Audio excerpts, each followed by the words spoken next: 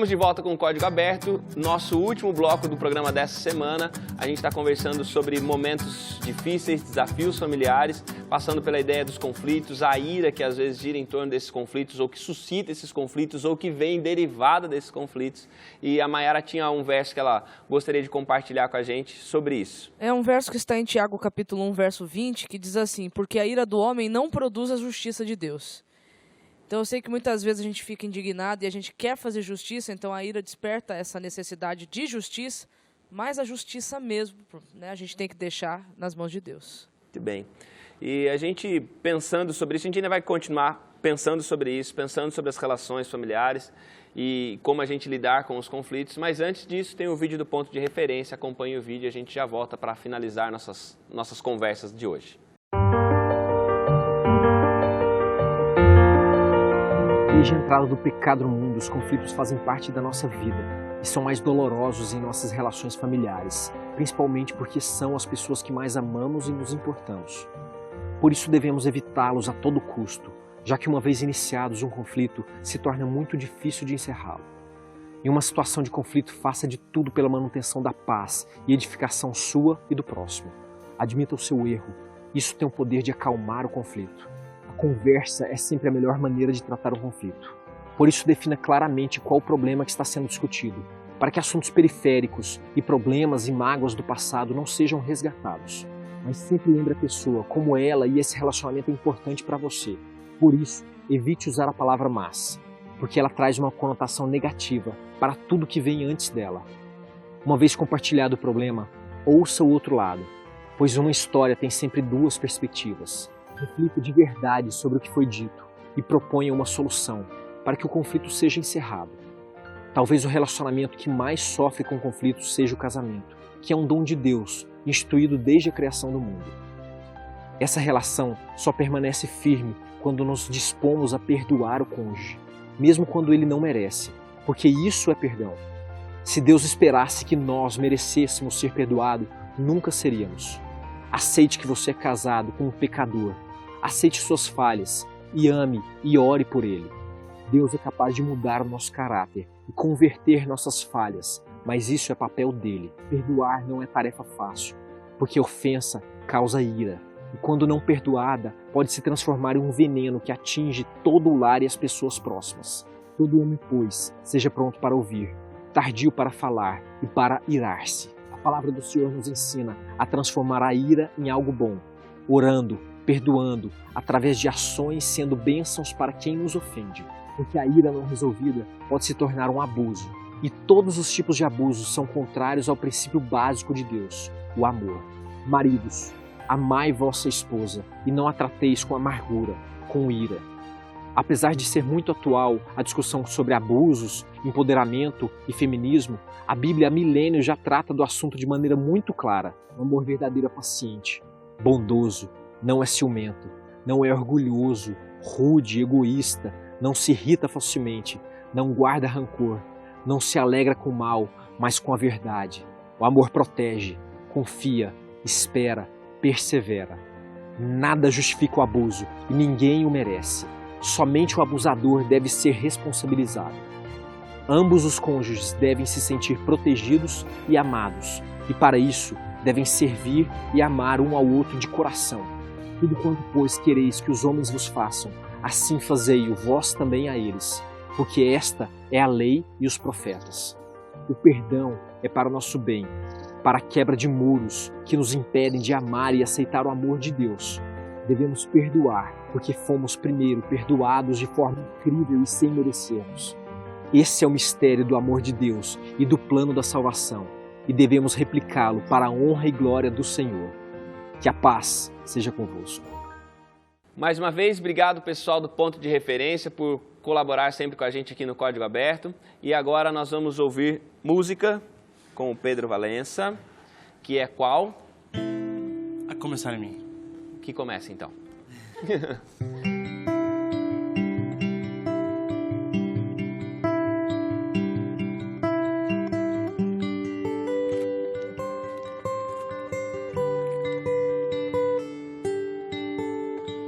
Cedo me acorda a oração, é o coração que tá apertado para ver um mundo diferente da notícia repetida da televisão.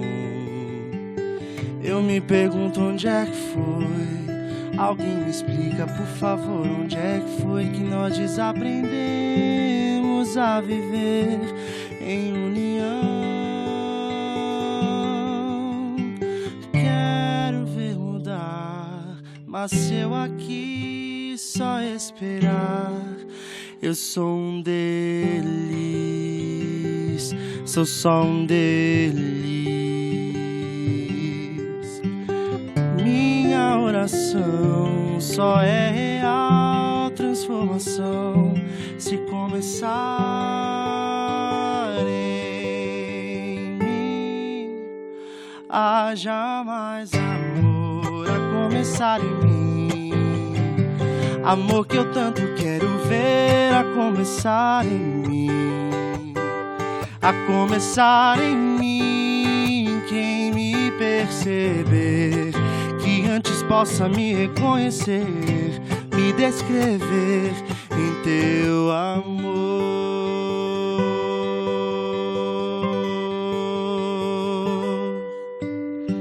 E se tivesse mais perdão, se no lugar de apontarem tantos erros fossem estendidos mais abraços, mais olhares de aceitação. Se não mais tanto tempo em vão, se o nosso bem mais precioso não faltasse quando pra ouvir, pra entender o meu irmão. Posso até sonhar, mas se eu aqui só esperar, eu sou um deles, sou só um deles. Minha oração só é real transformação se começar em mim. Haja mais amor a começar em mim, amor que eu tanto quero ver a começar em mim, a começar em mim. Quem me perceber, que antes possa me reconhecer, me descrever em teu amor.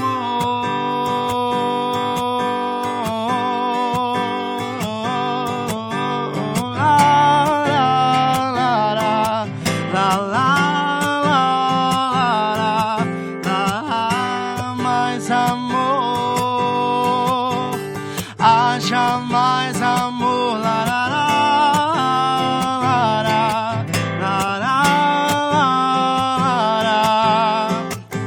A começar em mim, haja mais amor a começar em mim, amor que eu tanto quero ver a começar em mim, a começar em mim.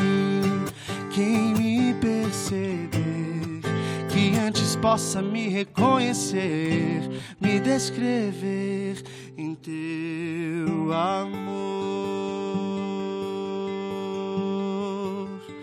Quem me perceber, que antes possa me reconhecer, me descrever em teu amor.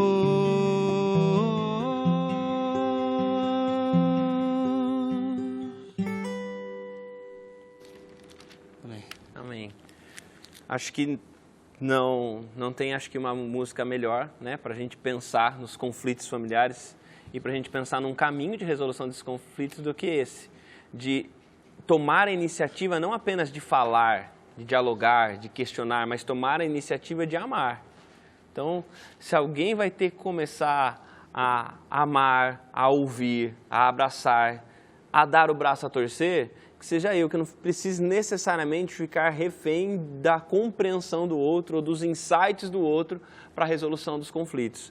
E aí a gente chega num ponto bem importante, que é, nós falamos sobre os conflitos, sobre a presença deles, descrevemos maneiras deles acontecerem, a gente falou um pouquinho da presença da ira nesses conflitos, mas Ainda assim, a gente precisa pensar um pouquinho sobre os caminhos de resolução. Quando existem os conflitos, quando os conflitos estão ali, fazem parte, sejam eles resolvidos na hora ou sejam eles adiados, qual que é um caminho? Que caminhos a gente tem na Bíblia para a resolução de conflitos? Tiago, capítulo 5, verso 16, tem um texto ali que seria muito interessante se nós colocássemos ele em prática, porque ele diz assim, né? Confessai os vossos pecados uns aos outros, para serdes curados. Então, quando eu admito para outra pessoa que eu erro, que eu também cometo falhas, né, que eu não sou perfeito, que eu não sou um super-herói, que eu tenho as minhas dificuldades e as minhas limitações, ou seja, quando eu me mostro, me apresento vulnerável como alguém que também precisa, né, de compreensão, de perdão, né, enfim, quando eu confesso para a pessoa quem eu sou, né, quando eu me mostro quem eu sou, eu acredito que esse é um bom caminho para começar a resolver os conflitos. Porque você vai se mostrar quem você é. Tem outro texto bíblico que eu quero levantar também, que nos ajuda, que é Mateus capítulo 18. Aliás, eu sempre falo para os meus jovens, assim, especialmente quando eles vão conviver em grupo, assim, no Caleb, no ano em missão, que eles vão passar mais tempo juntos. Eu disse, coloca Vou passar esse texto... tempo no Caleb. Desculpa, eu não Caleb? expliquei, né? Não expliquei. A missão Caleb é um tempo que os jovens dedicam nas férias para projetos sociais e missionários, né? Desculpem não ter explicado a palavra, mas agora eu estou explicando. Tá bom? Ótimo. Você me perdoa? Eu falei também do ano em missão, porque eu tenho agora, e no Brasil inteiro tem, um grupo de jovens que decidiram dedicar um ano da vida para melhorar socialmente e espiritualmente uma cidade. O meu grupo está lá na cidade de Vargião, em Santa Catarina. E eles estão convivendo esse ano, são 15 jovens. Vão passar o ano de 2019 O ano de 2019 todo, dedicando-se àquela cidade. Que legal. Mas explicado esses conceitos... Um abraço para todo mundo que está em um ano em missão. Você falou que tem um monte de gente no Brasil, a gente sabe de um monte de gente que está espalhado por aí. Então, todos os jovens que decidiram dedicar esse ano em missão e em trabalhos, fica aí registrado um abraço do Código Aberto para vocês que estão vivendo um ano em missão. Muito bem. E aí eu falei para eles assim, coloquem esse texto bem grande assim num cartaz na parede. E o texto é Mateus 18, versículos 15 e... Versículo 15 diz assim, se o seu irmão pecar contra você, vá e a sós com ele mostre-lhe o erro. Se ele o ouvir, você ganhou o seu irmão. Então, o texto continua falando sobre resolução de problemas, mas eu queria pegar só esse ponto. Sabe, às vezes a gente aumenta um conflito, porque assim, alguém me ofendeu e antes de eu ir conversar com a pessoa, eu faço uma postagem no Facebook.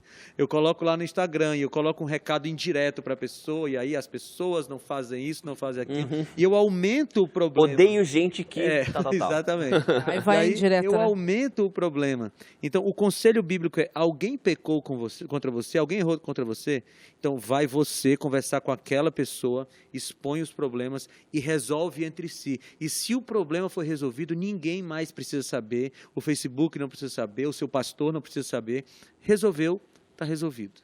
E eu acho que dentro do Pai Nosso, né, tem uma ideia de perdão muito doido, assim, que a ideia é, Pai, me perdoa porque eu perdoo os outros. Não tem o porquê ali, a palavra é como. Na mesma medida aqui, Na né? mesma medida. E aí a ideia é, cara, você está pedindo perdão, mas como é que você pratica o perdão? Entenda que isso que você está sugerindo, que você está pedindo, eu devolvo para você. Essa medida igualitária da necessidade que temos de desenvolver o perdão em nós é muito central, na minha opinião. E aí... Deixa eu só... Desculpa, Mariana, desculpa. É que você falou uma coisa assim, na mesma medida que... Mas a Bíblia vai além. A Bíblia diz assim, que se você não perdoa, Deus não te perdoa. Se você, não dá tempo de ler o texto aqui, está lá em Mateus 6. Mateus 18. Mateus 6,14. Mateus 6,14. Se você não perdoa o seu próximo, Jesus não vai te perdoar. Mariana. E quando a gente tem como base, assim, na família, de que ali um serve ao outro, fica tudo mais fácil. Porque a gente cede sabendo que em algum momento a outra pessoa também cede. Então, essa missão, essa ideia de serviço ajuda muito na interação familiar. Tem um outro texto aqui, que é Lucas capítulo 6, verso 31, que diz assim, como quereis que os homens vos façam, assim fazei-os vós também a eles. Aqui, o sujeito da ação sou eu. Então, aquilo que eu gostaria que alguém fizesse para mim, eu preciso fazer primeiro. Então, eu não sou um reagente, né? Eu sou um agente. Então, dentro da família, né? Trate as pessoas da maneira como você gostaria de ser tratado.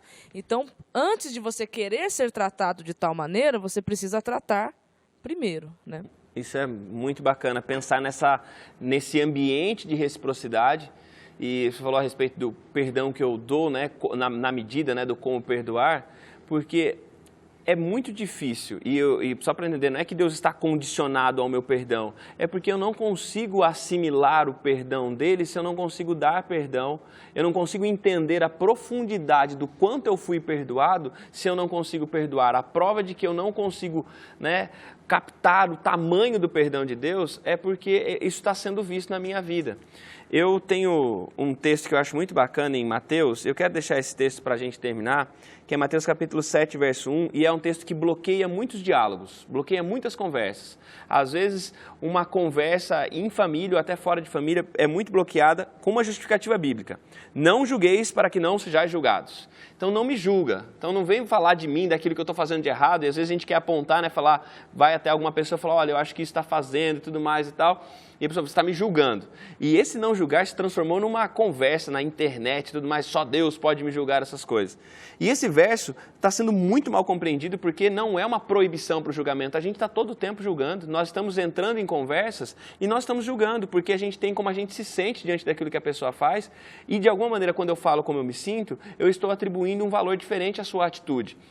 E aí, o que Jesus está dizendo é o seguinte, ele vai continuar falando. Olha, antes de julgar, repara na viga que está no seu olho antes de tirar o cisco. Então, não é uma proibição para as conversas, para o diálogo, para o julgamento. É simplesmente antes de medir o impacto daquilo que o Elber fez comigo, eu tenho que pensar nas vigas que eu tenho, nos problemas que eu tenho. E numa posição e numa atitude no conflito de sinceramente entender quem eu sou e aquilo que eu fiz, eu posso então recorrer ao outro para falar sobre aquilo que ele fez. Então, antes de você ir para uma resolução de conflito, antes de pensar em como desdobrar, como resolver, como apontar talvez uma falha ou outra, é importante você pensar no seguinte, o que há em você que precisa ser reconhecido como viga antes de você apontar o cisco que está no olho do seu irmão, antes de você indicar que talvez uma postura, uma atitude, uma palavra não foi bem dada, não foi bem feita, como é que você pode pensar e o que você precisa, o que tem na sua atitude, na sua postura que precisa ser reconhecido. Então antes, e talvez fique esse caminho que Cristo dá, antes de ir na direção de alguém para resolver um conflito, pense em que motivos existem para que aquela pessoa também esteja talvez em conflito com você. E dentro da família, se a gente tiver espaço para reconhecer as vigas que estão nos nossos olhos, os ciscos serão retirados dos olhos de todos. Que Deus nos abençoe, que Deus nos ajude na resolução dos conflitos, a pensar sobre conflitos, a vivenciá-los e torná-los produtivos para o crescimento e em oportunidade para o desenvolvimento. Que Deus abençoe você e semana que vem a gente volta com o Código Aberto.